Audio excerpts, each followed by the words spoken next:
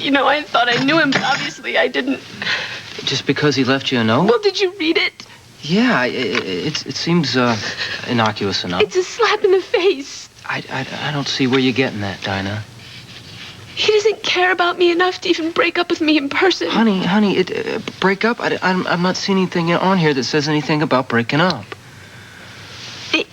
I think you're just jumping to all the wrong conclusions. No, I'm not jumping into conclusions. He walked out on me.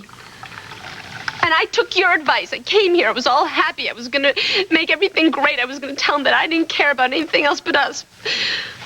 Then I find this note, and so that's it. You know, it's over. Come on, now, don't say things that you don't mean. No, it's true. It's true. And even if he didn't know what he meant when he wrote that note, I know what that means.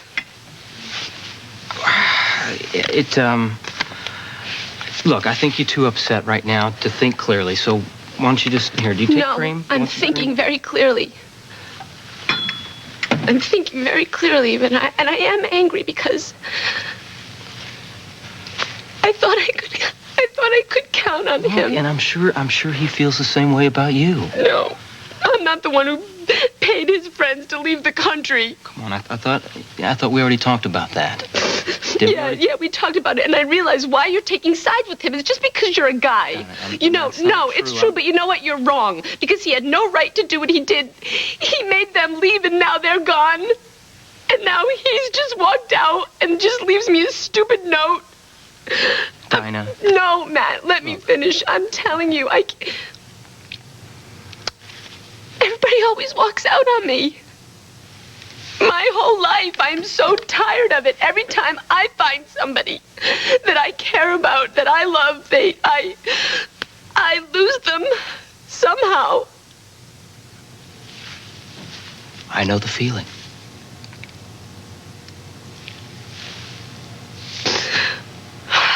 I'm sorry. I'm sorry. No, I know how much you...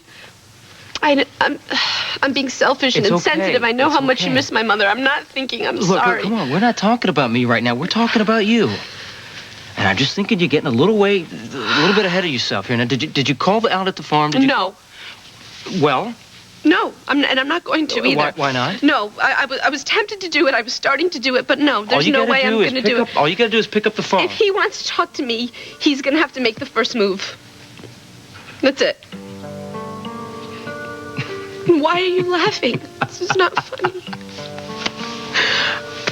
I was just thinking about when you first came to Springfield. What about it?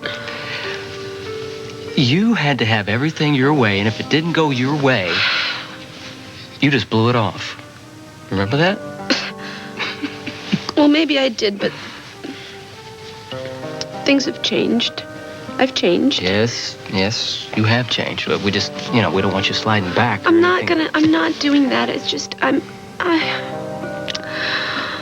so at a loss as how to deal with this situation. I don't know how to deal with it. Well, this is a whole new ballgame. This is real life. This is not that fantasy land that you were living in when you first got here. I know, that was definitely fantasy land. You tried to keep it up, and you did. I mean, you succeeded there for quite a while.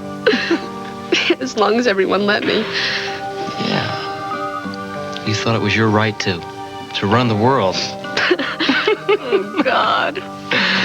Yeah, oh, God, that's what your mother and I used to say every time you pulled one of your stunts or tried to manipulate someone or something. I know, but you know what? Those days are long gone. And I agree with you. This is so different. This is so real. And I have no idea how to make her understand the way I feel. You know what? You're the kind of person that when you want something, you go after it. And if Hart's the right man for you, I have no doubt that you're going to do that. Because you're a fighter. You're a fighter, just like your mom.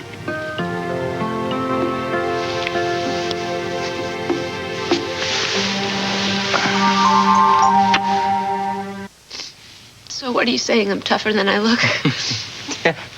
Yeah, I think you're pretty tough. Remember that time you rescued me? I rescued rescued you. You mean I almost got you killed? Please don't remind me of that. It wasn't that bad. I don't know how you could say that. I mean, kidnapping myself and getting you stuck in the middle of it, I have no idea how you and my mother ever forgave me for that one. Yeah, well, that was one of your mother's many qualities. She was very forgiving. How the hell did you come up with a crazy scheme like that? That's what I want to know. You never told me that. It just didn't seem so crazy at the time. You know, I needed to get money, and Victor was threatening my life. It seemed like a foolproof way to get that cash. You know, you're kind of peculiar. Well, I ended up being a fool with that. I mean, that whole thing was just a mess. It was just a huge mistake. Yeah, well, we lived. Yeah, we survived. God, that seems like a lifetime ago, you know? Yeah, lots happened since then. Yeah. You and I are on speaking terms, for one thing. I bet my trust fund that would never happen. Yeah, I guess we kind of got off to a rocky start. Yeah, it was instantaneous dislike of each other. I remember the first time I saw you. In the diner. Yeah. That was my first day back in Springfield, you know. I mean, you blew in like you owned the town. Yeah, I know. Well, that's why I came back. I wanted to get my hands on anything. No wonder I thought you were a brat.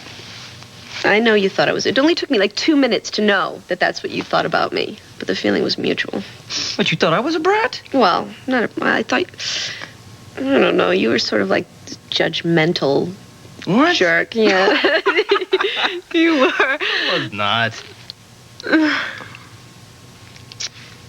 Wow. What? I was feeling just horrible, and I actually feeling better. Thank you. So he pulls himself up to his full height, and he looks him right in the eye, and he says, "The next time you speak to my granddaughter, you will use a civil tongue." I could see him just doing like that civil tongue. It was great. What'd the guy do? Oh, he just turned stone white, you know, because he had no idea that I was Henry Chamberlain's granddaughter. And he scraped and he groveled and he treated me like Princess Di. Yeah, well, that's a Chamberlain name. I mean, that's what happens. Doors are opened and chairs are pulled out for you. Yeah, but my grandfather never took advantage of that. He really didn't. No, he was always a gentleman. Your mother was always a lady. Yeah. Oh, she's a hell of a lady. Hey, I almost forgot. What? Well, the reason I came over here, actually. What did I do with it? I had this book of poetry. It was your mom's, and I thought you might like to have it. Oh, Matt, I would love to have it. Well, I was never really into poetry. Your mom kind of got me into it, and believe it or not, we used to read this stuff aloud to each other. I believe it. I mean, it's, I don't know. I've never been much on it, but I thought you might like it, and it's a whole group of poets here. Swinburne and Eliot and Byron and all these guys, and I think about her all the time. I know you do. You know, Dinah, I don't want to tell you how to live your life, but maybe you ought to reconsider making that phone call. Yeah, well, thank you for the advice and for the book. Be happy, Dinah. Be happy. You know, I think you're a good guy now. I want you to know that. Okay? Oh, thank you. We just came to get the rest of my stuff. Yeah, well, I was just leaving.